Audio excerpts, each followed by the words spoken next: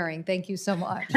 If Senator Peters is available, we'd certainly call on him, but maybe he stepped away to go to the last vote. Senator Markey. Thank you, Madam Chair, very much. First, Madam Chair, I want to recognize the victims of these crashes and their families, including Michael Stumo and Nadia Milleron of Massachusetts, who are here today and whose daughter, Soumya Stumo, was tragically killed in the Ethiopia 737 MAX crash.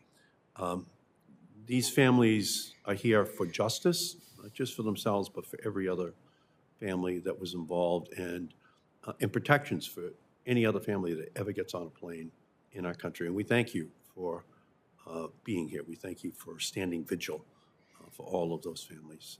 And again, we are so sorry for your tragic loss, and we're going to work hard to make sure that your message is heard at the FAA and here in Congress. Thank you.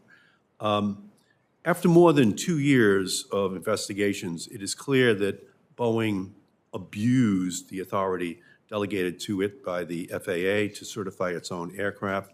Boeing not only cut countless corners to maximize profit at the expense of safety, it also intentionally misled the FAA in order to avoid more rigorous scrutiny of new technologies installed on the 737 MAX, including the flight control system that caused both tragic nosedives in Indonesia and in Ethiopia.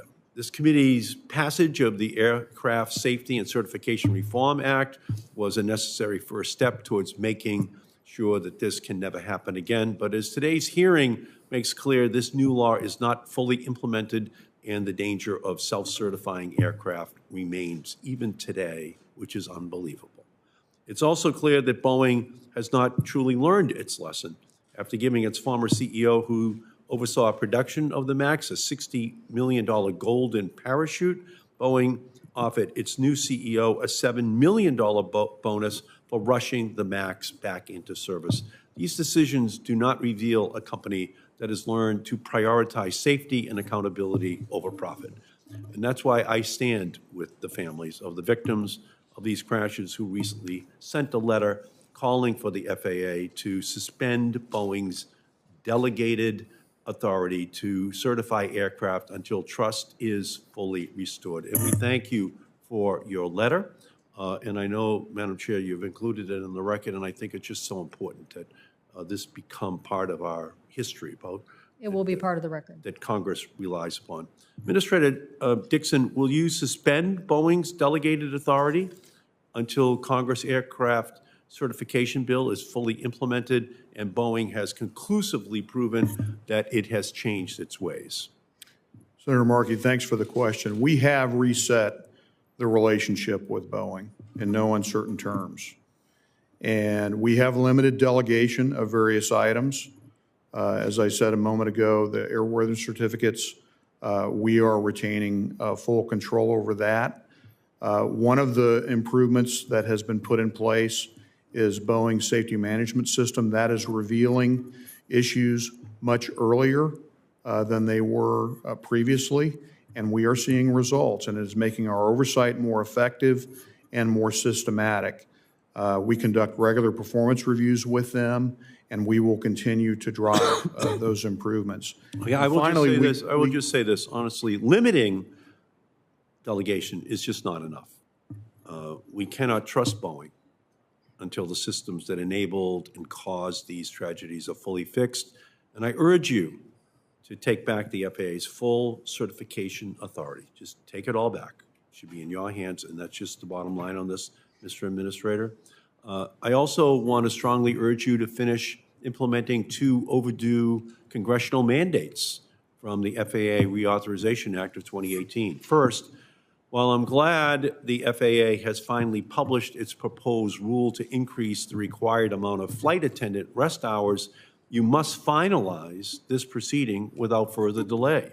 And second, the FAA needs to rapidly advance a requirement to install secondary cockpit barriers on new airplanes, which will protect our crews and passengers from anyone who may rush the flight deck. It is simply time to get these essential rules done. Administrator Dickson, will you complete them in the near future? We are fully committed to completing them, and I share your frustration, Senator, at how long these processes take. Have you prioritized those two rules? Yes, we have. So what is your time frame for finishing those rules? We are, as you said, we are moving forward with we have the NPRM out on the flight attendant rest period. We are in the process of finalizing the proposal on secondary barriers, and that NPRM should be out in the coming months. Yeah. It's a good bit more technically complicated, but we want to make sure that we're able to account for as much data as we can on the front end, because it will actually get us to the destination quicker. Well, do them right, but do them fast. Okay, there's a lot depending upon. I share your urgency and your emphasis. And we also have to address aviation cybersecurity. Our airplanes are increasingly computerized and new software is being rolled out every single day. These technologies offer enormous potential to improve safety and efficiency, but it will only take one hacker to cause a disaster.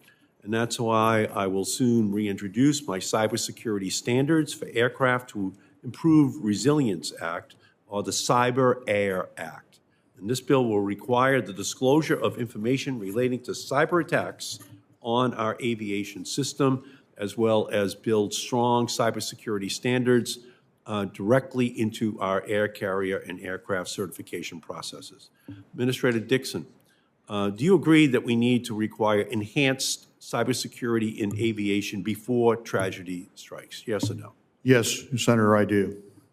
Well, I thank you for that, but ultimately, I think we're going to need to pass legislation. Have you had a chance to look at my legislation that would mandate this? I have not seen the specifics, but we currently have protocols in place for avionics, but this is, again, an evolving area.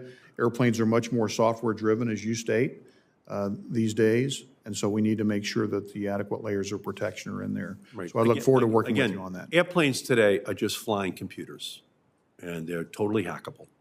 And to the extent to which this is not a subject that has been addressed properly yet, we're just in a very dangerous period of time. So again, I urge you to move quickly, and I think as well, it should be backed up with legislation that mandates that this occur.